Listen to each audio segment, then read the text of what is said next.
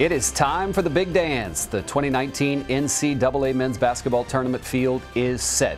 Duke is the top overall seed, followed by Virginia, Gonzaga, and North Carolina.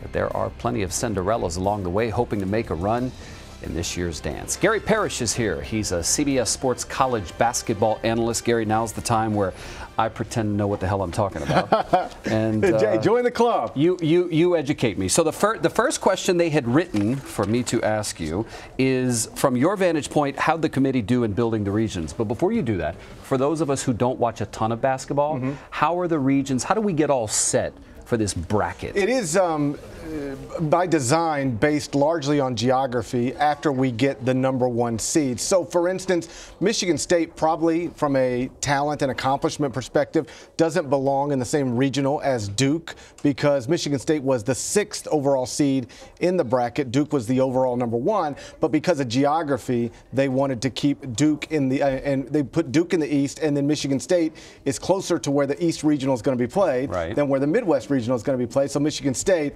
to the displeasure of Tom Izzo, gets paired with Duke in that East regional. But I think the committee did a nice job. The social media outrage that usually exists on Selection Sunday wasn't really there, and that's because I think they got the 4 #1 seeds correct, and I think they got the 68 schools correct as well. This is the quietest I've heard the complaints about the bracket since Twitter became a big thing. And that's notable. Sure. Do you think that the 1 seeds deserve those top spots? I do. I woke up on Sunday morning and tweeted that I thought the 1 seeds should be Duke, Virginia, North Carolina in that order, and then the 4th one should be Tennessee if it won the SEC championship tournament. They did not do that. They lost to Auburn, at which point I tweeted Tennessee should drop to a 2 and Gonzaga should be the 4th #1 seed.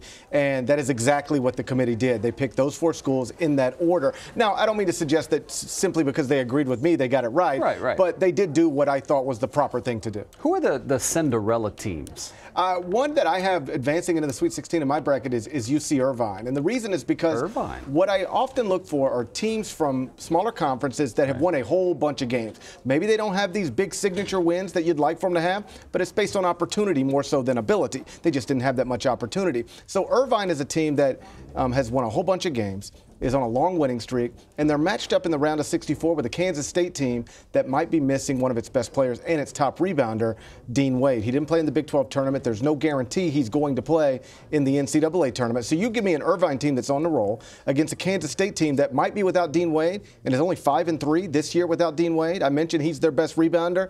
UC Irvine is one of the best offensive rebounding teams in the country.